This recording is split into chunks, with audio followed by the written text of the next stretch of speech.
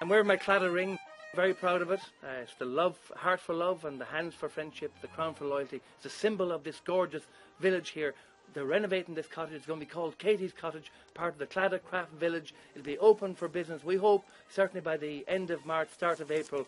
Keep an eye on the local papers. It's going to be a fantastic resource for Galway and a tourism gem, an attraction that will bring more and more visitors here to explore the real heart of Galway, the Claddagh. So you're putting on a very thick layer of thatch here. Yeah. Which wouldn't have been typical for a starter house.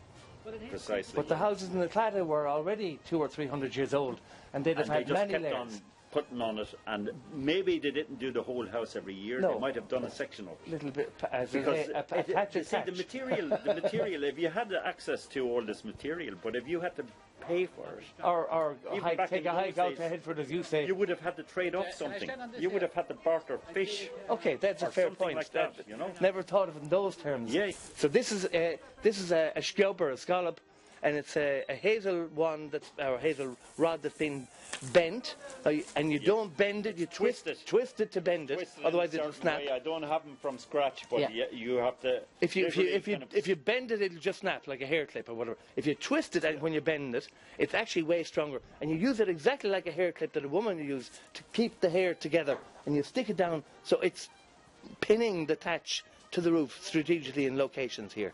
And if you just... It will go through the thatch like that, and then scalloped. You see the bobbins... at an angle as well. Yeah. You see the bobbins he's got up there? He's using them on the top, so he'll be using a lot of these sculpts to hold them on. And I suppose you'll be stitching it on to the ridge there together, weaving it back in. There will be a pattern in between the two rods on top. And these will be holding down the pattern. Because so the they will kind of give it a little decoration as well. Extremely heavy rain, and it hits that roof. It'll probably only penetrate about that much into the thatch. Yeah. Because the rest of it is just running up. I have hair just like that. It's so tight. I have to go country now. But so to make the bobbin, and the bobbin now goes on the top of the roof, on the ridge, for the comb. This would be the start of it, right? Okay. So they're made into a kind of a bend like that, right? Under your arm. Under my arm. Like an Illan piper. One part is brought back like that, okay. And then you bring some of the straw forward like that there. Okay. And you wrap it around, and you use your wrist at the back to make it really tight, like that. I wouldn't be able to do that. Right. With the strength of your hands. Well, you see, that's years and years of practice. He's up here to help us finish this wonderful Claddagh craft cottage that Mike here is renovating. Mike on top of the roof here with his very stylish hat.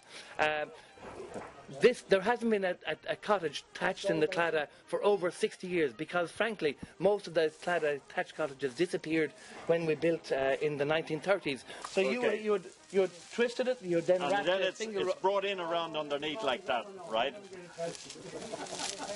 And then that's twisted back like that. So you'd pick off all those little pieces of straw on the end. Then you put in, this is the part that's exposed. All this is exposed on the outside. There's a rod put in here, and it holds them into a skirt. Ah, I like that one up on top of the roof. Exactly. There. I see. And they're pressed tight, and then they're held down tight. And that becomes your galvanised. And as you can feel, that's quite hard there. And I just tap you a little there now. Okay. a bobbin on the noggin.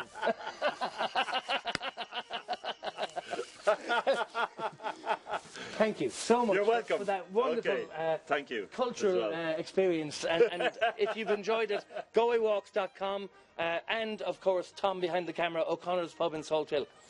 And, of course, naturally, the Claddagh Craft Village, without which we wouldn't be here. So when people say, if you ever go across the sea to Ireland, and maybe at the closing of your day, you can sit on your thatch roof and watch the moon rise over Claddagh, and watch the sun go down on Galway Bay. Come on in here.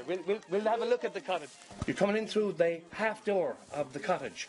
I'm opening the bottom half door because the top half door doors already open. You're coming inside and you're immediately into the warmest room of the house with the big open fireplace and of course the overhead loft roof where people sleep at night in the warm room. Over here you have 2 seats beside the fireplace, and I'll tell you stories around that fireplace, just like they've been telling for hundreds of years here in the Claddagh, stories about what went on and what went wrong. I'm standing inside the huge fireplace that's in the Claddagh cottage that Mick here is renovating. It's absolutely ginormous. You can see you could fit half a cow in here. They would light a turf fire here.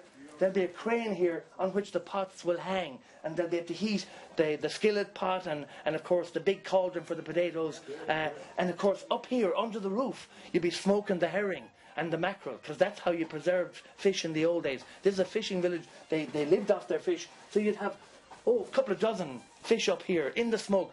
Not a very nice thought, dirty black. You just peel off the outer skin, and inside the fish is perfectly smoked salmon or smoked whatever you want to have. The Claddagh fishermen were tall, proud people. They had a great diet, lots of fish, lots of milk, lots of oatmeal porridge and whatever. And in here, there's a little seat here. You can probably see it. It's called the Hob. This is a wonderful story. When this cottage is opened, you can see it's not ready yet. It's going to be the most fantastic place to visit. It'll bring all those stories to life. I might even tell you a few. We're in what I would call a 19th century building site, because this is one of the Flaherty families or one of the other Claddagh families building their thatched cottage as if, of course, it's been done in the 21st century.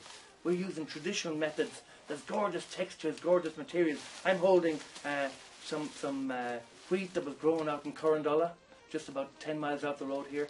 The stonework that you see here on all the walls are from old cottages in Headford and in Oranmore. The fireplace is from a cottage in Oranmore, all being brought in here and wonderfully put back together by Mike and his crew. And the thatcher, of course, is working. In a short time, what you see behind me here, this wonderful light coming through the lattice work of the rafters and the purlins, that's going to look like a thatched roof. It'll be closed in and it'll be really solid and it'll be gorgeous and warm. They'll probably put some fabric here because in the old days a lot of stuff would have dropped off the roof and fallen onto the bed, because this is the bedroom.